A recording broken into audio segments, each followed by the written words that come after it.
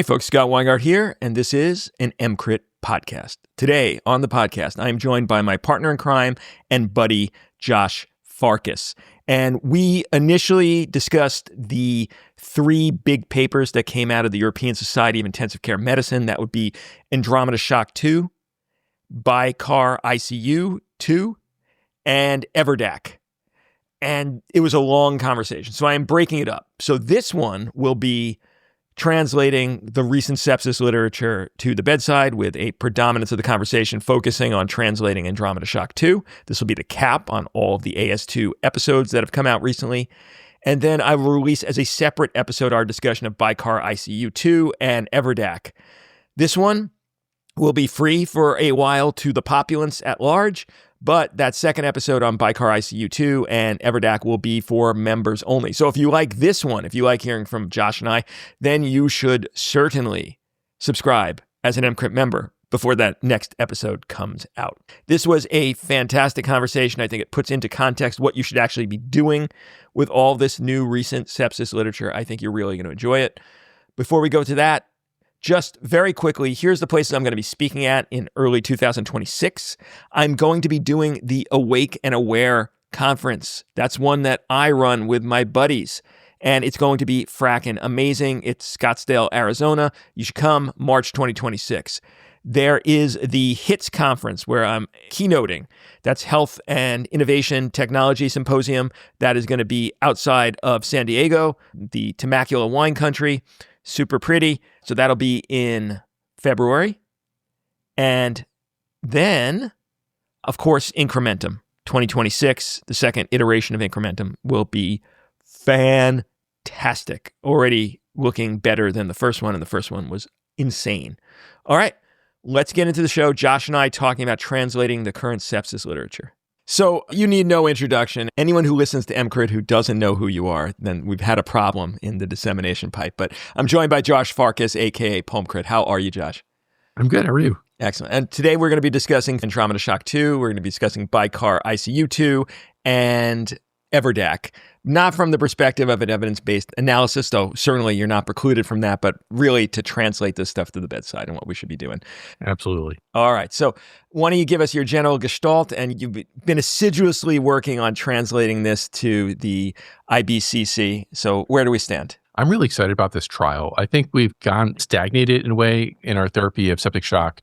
For the average patient with septic shock who I see admitted to my ICU, what happens is they come in, they get some fluid, they get some norepi, maybe they get a little vaso, and that's it. Like they're just parked in the corner. Someone checks the lactate, and most of the time they do fine.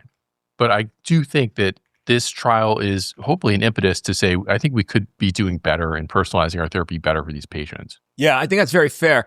I think we have to put out the proviso. Actually, I'll ask it as a question.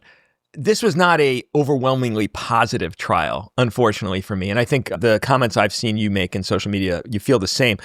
I agree with you. I think we should be taking things from this trial, but how do we justify it? Yeah, I view this trial more as like a proof of concept almost than necessarily like the slam dunk trial. And honestly, part of me prefers it that way because if this trial had been incredibly positive, let's say it showed like a 10% mortality benefit, what would happen? Surviving sepsis, everyone would grab this, they'd protocolize it, and they would force us to follow it lockstep. And honestly, that would be a disaster. So I agree with you. Like, I think it's kind of a positive trial. It's not a slam dunk, but I think that this illustrates really useful properties. And also, I think it demonstrates that it's safe to do this. I think that's fair. But let me pick apart the comment you just made, because I think that's intriguing. I'd rather live in a world where lockstep we were forced to follow Andromeda Shock 2 than what we are now, which is, at least regulatory-wise, lockstep with surviving sepsis. I think we'd be better off with Andromeda Shock 2. What's your opinion? I love the concepts, but I have to say that the exact protocol I think is potentially dangerous. I take issue with the cap refill cutoff of 3. I think in practice, people are not going to do that well. And if you're religiously following a cap refill of 3 cutoff, I think that's going to be hugely problematic.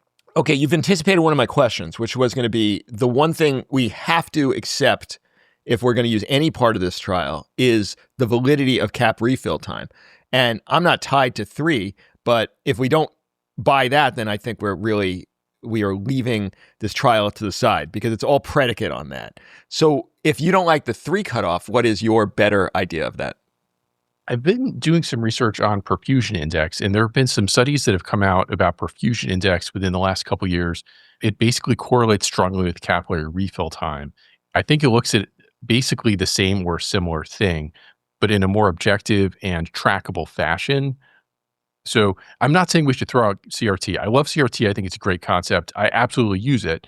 But I think the problem is when I do CRT, sometimes the CRT is fantastic. Sometimes it's terrible, but a lot of times it's middling. And I think that if you lined up 10 providers outside of a patient's room, ask them all to go in and get a CRT.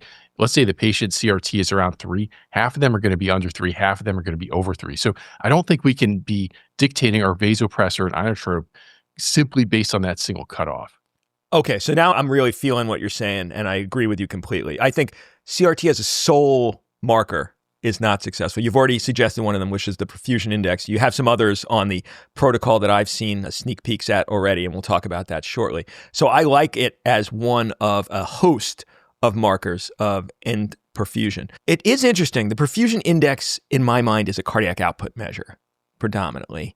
While CRT, I used to think was a cardiac output measure exclusively. Now they're convincing me it's a microcirculatory marker, and I don't quite know what to do with that. So are both of these, we talked about modeling, we talked about poor CRT, they're markers of poor cardiac output. What do you think CRT is measuring? I think it's probably a combination of macro and microcirculatory perfusion. If your cardiac output is in the tank, probably your CRT is going to be poor. But I think there is also another group of patients who have a macro preserved cardiac output, but they're really just clamped down. So I think it's a combination of multiple different things. Yeah, that's fair. Maybe I alter my statement to say it's a marker of cardiac output transmitting to those distal perfusion beds.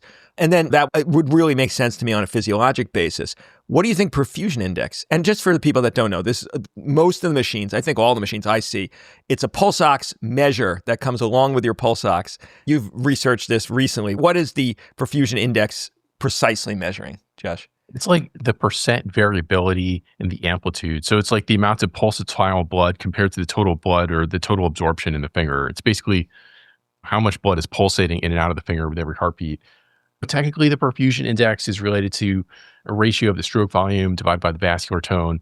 But taking a step back, if we look at like the 10,000 foot view here, honestly, I think our problem is that we have a huge dearth of perfusion indices in septic shock in general, right? After Manny Rivers' trial, there was SpCO2, which was like deeply flawed. And then like lactate is a disaster. So out of darkness, any ray of light is going to be an improvement. So I think capillary refill, perfusion index, they're not perfect. They have limitations, but compared to what we're doing now, which is oftentimes serial lactate, I think it's a huge step forward. Yeah, agreed. All right, so let's quickly talk about the individual pieces of Andromeda Shock 2 and see where you stand on them. The first one is a diastolic blood pressure augmentation. And they restricted it in 2 ways, only one of which is relevant. They have the pulse pressure greater than 40. And I've discussed this already, but if your MAP is greater than 65, then you don't need to look at your pulse pressure, because if your diastolic is less than 50, your pulse pressure would be greater than 40. It's not worth calculating or looking at. It doesn't matter. I would argue you could say if my MAP is already 65 and my CRT is greater than 3 seconds, then push the diastolic to 50. And so where do you stand on that, Josh? I have to admit, I haven't paid a ton of attention to diastolic blood pressure historically. So it's hard for me to make a super firm comment on it. I think it's a super interesting idea.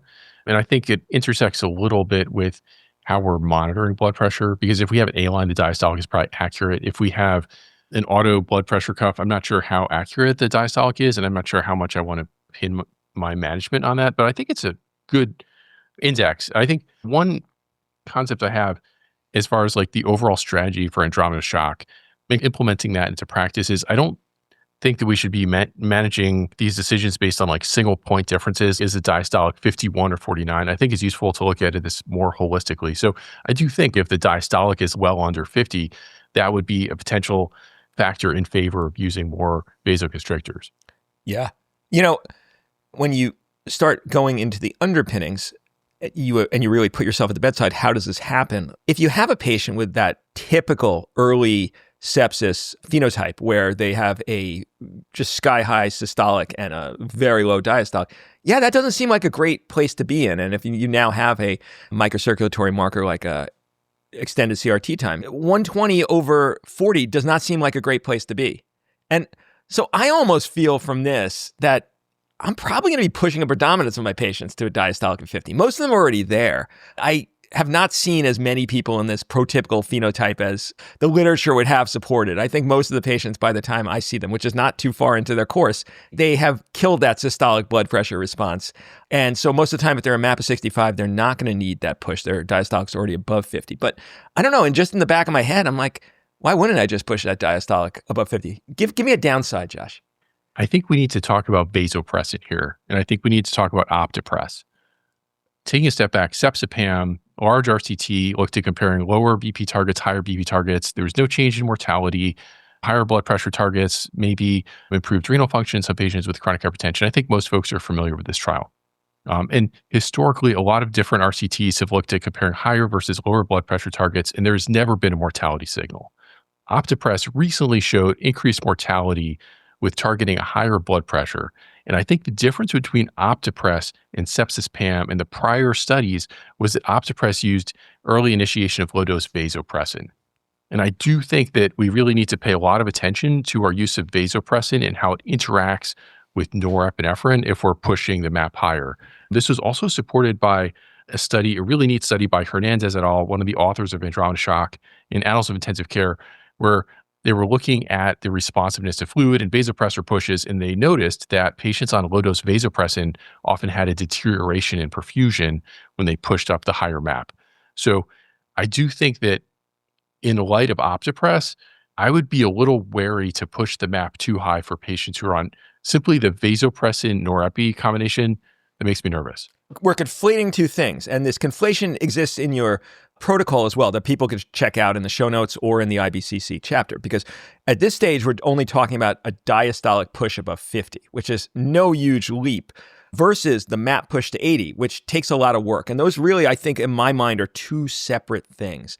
But your vasopressin point is well taken, and we might not be having any microhemodynamic effect on the consequential tissue beds from low-dose vasopressin, but it's going to have an effect on the CRT, simply because I think vasopressin has more predominance at shutting down those distal perfusion beds. It's really good at that. That's why there's probably more intestinal ischemia and more fingertips lost.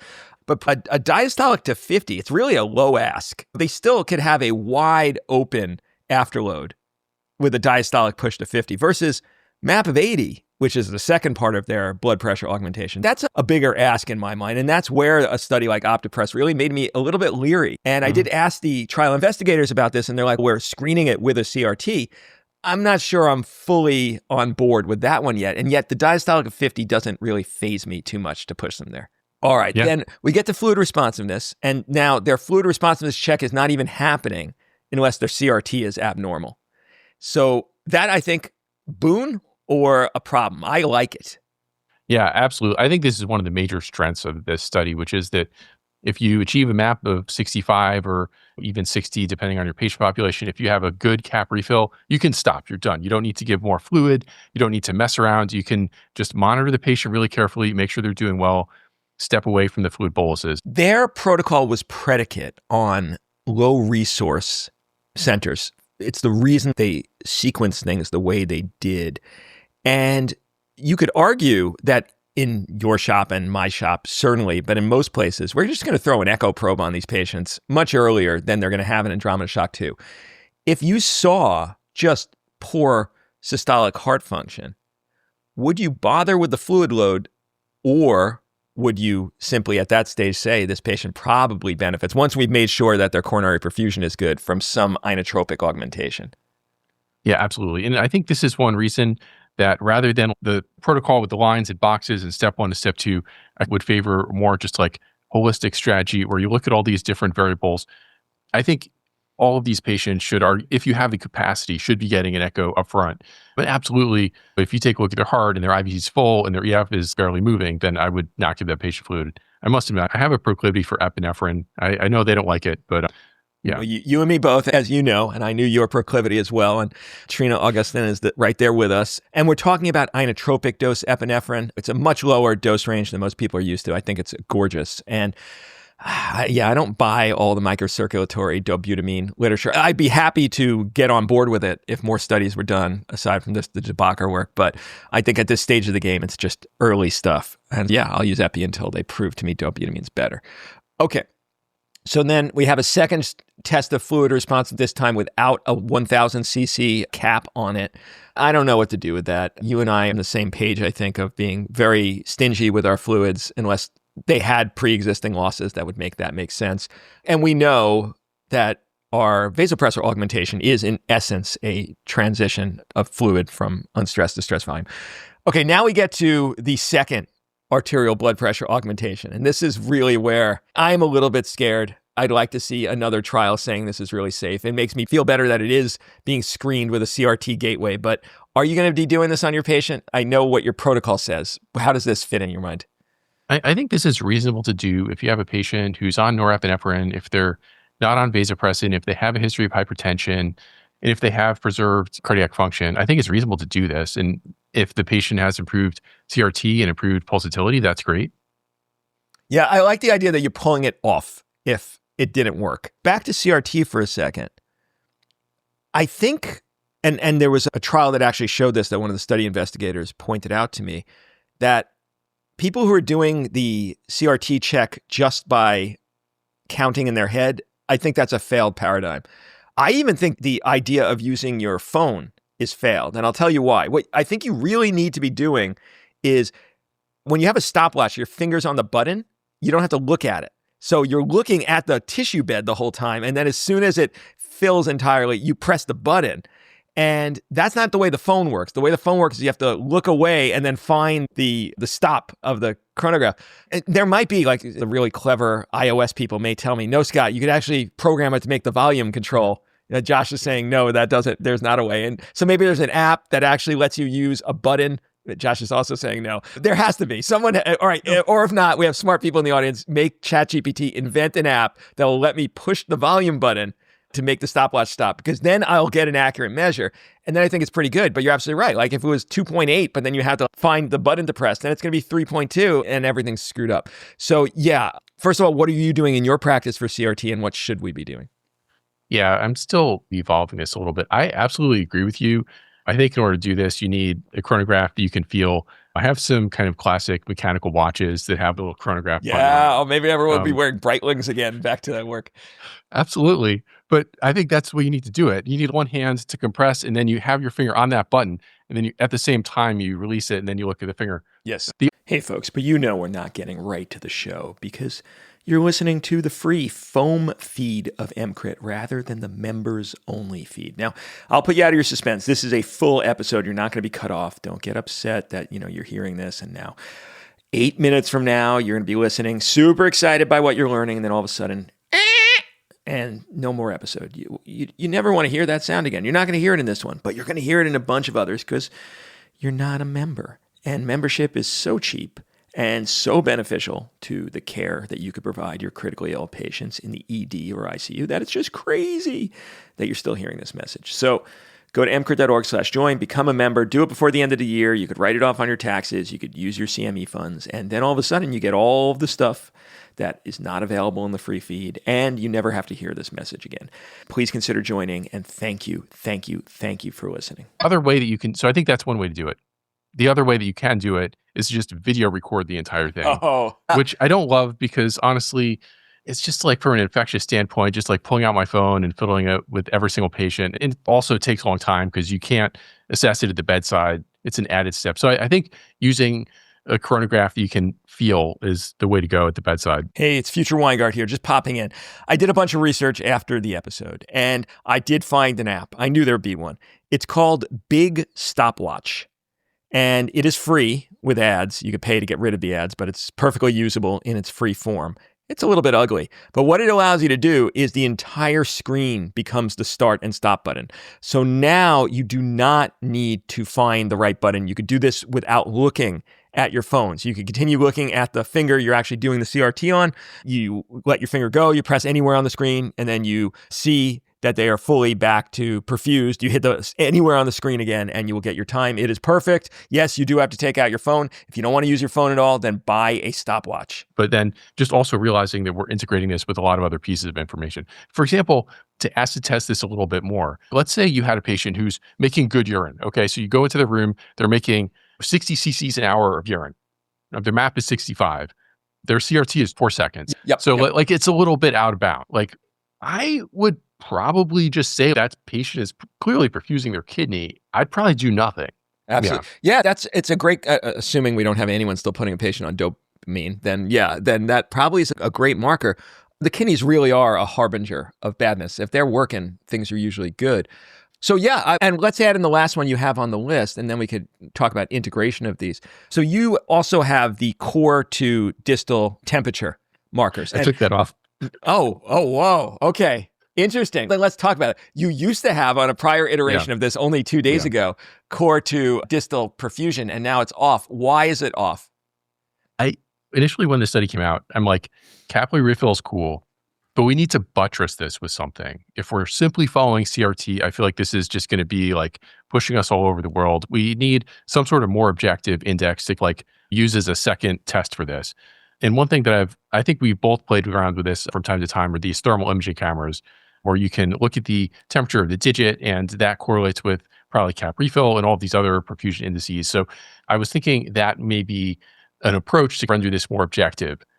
And I think subsequent to that, I found more evidence regarding the perfusion index. And I think logistically, the perfusion index is the way to go here. It's logistically just like incredibly better because it's already on the patient, it's on the monitor. I would love to see the perfusion index like piped into our computer system, and then we could track it. So I feel like that would be the solution. Also, I don't expect 1,000 doctors and nurses everywhere to buy these thermal cameras.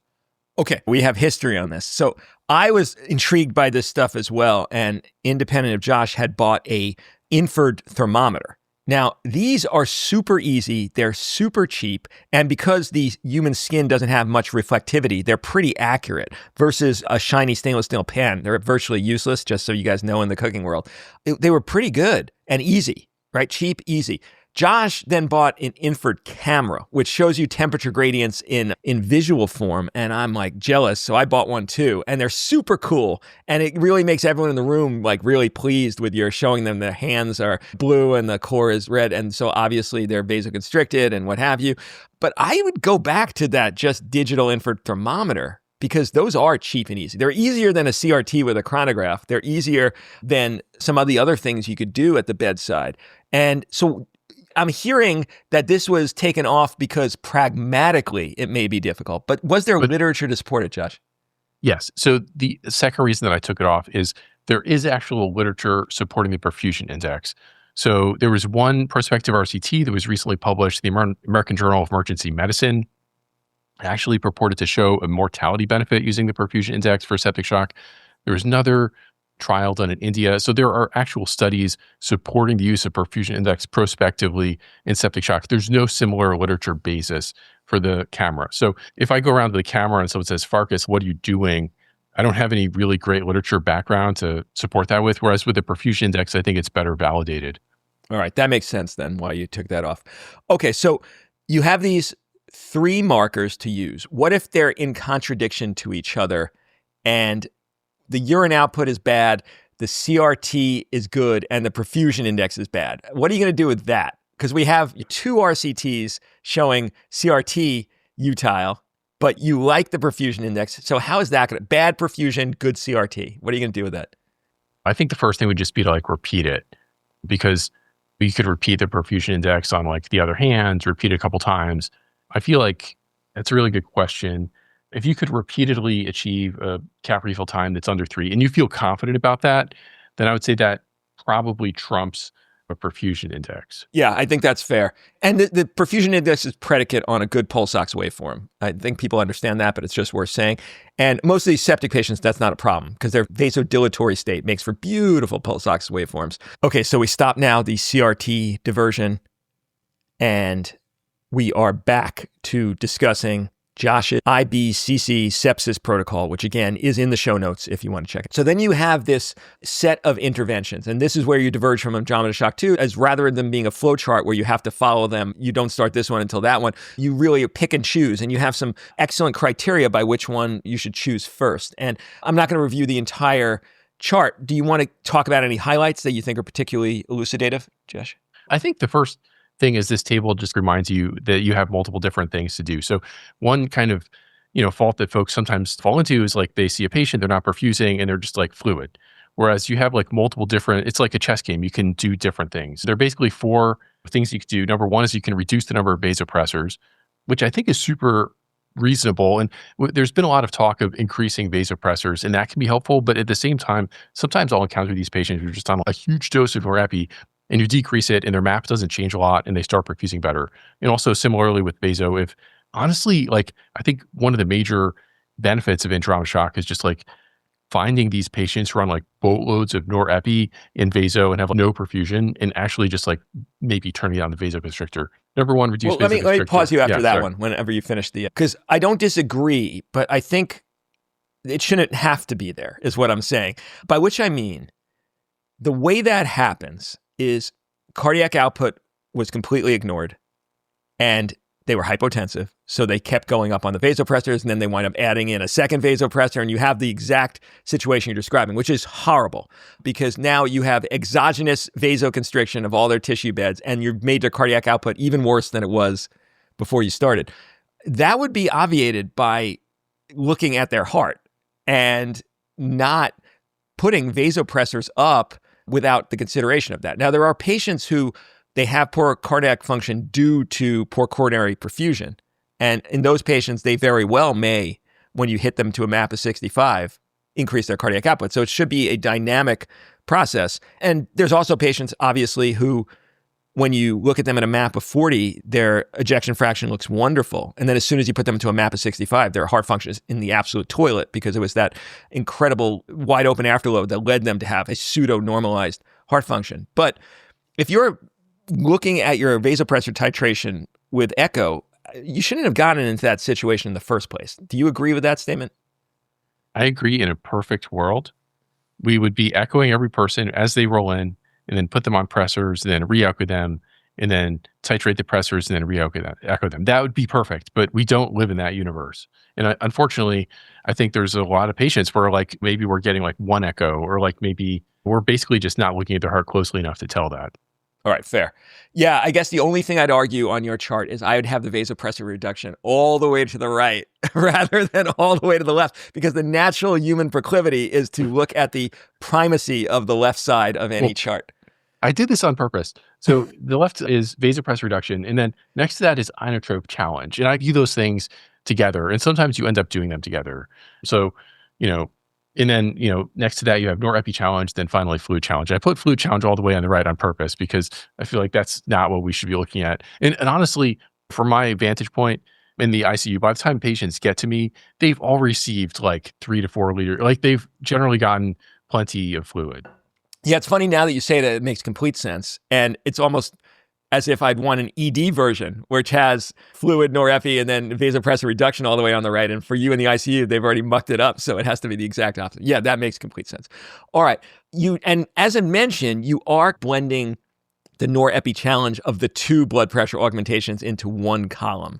And so that was another thing that I'm like, yeah, because I'm a little scared of that MAP of 80. I really want that kept in the back pocket, while that diastolic of 50, I'm like, yeah, I probably going to consider that on most of my patients. All right. Anything else we should talk about on this chart? Heart rate. Do you ever specifically titrate inotropic therapy for heart rate? Because I sometimes do this. Yeah. And I've never seen it done or discussed, but I feel like it's something that's worth at least mentioning. Like sometimes I'll just walk into these septic patients' rooms and their heart rate's 60. Yes, totally agree. Look, from the formulation of cardiac output, we know that's not maximizing your resources at all. And I think if you're gating that again with a CRT or a perfusion index, it makes complete sense. Now, the 2 often go hand in hand, the inotropic augmentation and the chronotropic augmentation. But yeah, hell yeah. Patients who are in poor perfusion state should not be going 60 in sepsis. Now, The upper cutoff is always a source of debate in my head. Like I've heard people say, oh, if it's less than 110, I'm happy. I don't know if that's true. Like when they're in the 90s, I'm super pleased. Like I just could not be more pleased when they're like at 95. What is your upper number? I think it depends, but perhaps a little bit on the patient. If they have severe LVH or pulmonary hypertension, maybe they're going to need a little bit more diastolic filling time. Whereas if they're like a systolic heart failure, I feel like if you're in systolic heart failure, you don't need that diastolic filling because the LV is always full. Yep. So I might want to push them to a slightly higher heart rate. But I agree with you. I think somewhere around 90, 100 is pretty good. We have one cardiac surgeon in our hospital who sets every pacemaker at 88 beats per minute, which I feel like is pretty awesome. I like that too. It would have been cooler if it was 89, just to mess with all the people that need even numbers. Sure. Yeah, no, I love that. That's great. Okay. I think people should, if they haven't, or no, even if they have, regardless, you should go read the chapter in the IBCC. It already was an amazing chapter, but this chapter is just so good. It's like, you can't get more current than this as a bedside translation of all the extant literature. What happened to modeling, Josh? That was up there in the perfusion markers as well, and now it's gone. I honestly think modeling is, I would absolutely pay attention to modeling. It's usually a sign of pretty severe malperfusion. So if you see modeling, you're in real trouble. My hope would be if someone has modeling, I think you're already going to see that their cap refill is horrible and their perfusion index is horrible. So my hope would be that we're not going that far. That's occurring. I love it. Yeah. And I could have mentioned this earlier, but I'll say it now. I think if one thing came out of Andromeda Shock 2 that I love, and your chart has it, which is you don't even assess for fluid responsiveness until the CRT is abnormal. We've mentioned it. I just want to really push that home because that's the game changer. Because we know pushing to fluid responsiveness is still not a good fluid augmentation. Patients will be fluid responsive even when they will not benefit from that fluid. It's not the win. And all that fluid just disappears very rapidly. Yeah, I think if nothing else was taken, that you have to check a cap refill time before you even check for fluid responsiveness. And then you have to check for fluid responsiveness before you give fluid. And then you have to check it again at the 500 cc mark, not even 1,000. We finally might get where we've been trying to get for many years. So then that brings up the next question. How are the surviving sepsis people going to deal with the fact that if you take nothing else from Andromeda Shock 2, the fact that there wasn't a mortality difference should tell you that just doing whatever the hell you want is evidence-based. You know, that this is yet another, and the other thing you can take from it is that low fluid volumes, because this was like the lowest fluid volume of any of the sepsis trials. Didn't have a mortality discrepancy. So what do you think the reception of this is going to be? My guess is they're going to ignore it completely. Yeah, that's my guess too. I think I'm a huge critic of the surviving sepsis guidelines, and I think a lot of us are. I think they've been very reticent to incorporate a lot of the more recent evidence. My hope, if I could have a super hope, would be maybe they reduce the whole lactate cyclation thing or introduce some sort of a phrase where you can follow cap refill instead of following lactate. So we can get rid of this horrific because one other topic that is worth discussing as well is, so what happens if we have a septic patient, we resuscitate them, their perfusion indices are fine, and then their lactate goes up. Personally, I would say we don't need to do a whole lot other than just to make sure they're on the right antibiotics and stuff. Where does lactate fit into this? Because unfortunately, a lot of our hospitals and healthcare systems are still demanding that we have this lactate. Look, I want to give no credit to the surviving sepsis people, but they have made that part better. So now we're at the requirement of, you don't need to see it clear. You just need a second one showing you rechecked, which is still a huge pain in the ass. But I don't think they're forcing our care anymore to make it clear, because that's where all of the badness came, is the inundation of fluids to try to clear lactate that almost certainly is just mediated by beta adrenergic tone. Look, if you and I are using epi, we have a clear explanation for why their lactate's rising, even though everything else is getting better. So that makes it slightly easier as an explanation to the bedside nurse who's saying, Doc, what the hell do we do with this discrepancy? I still would like lactate to be measured initially. And I think what you said earlier, which is if you're using a perfusion tracking strategy, then you're not required to do any further lactates. I think that would be a fine way to go. I like seeing that initial lactate.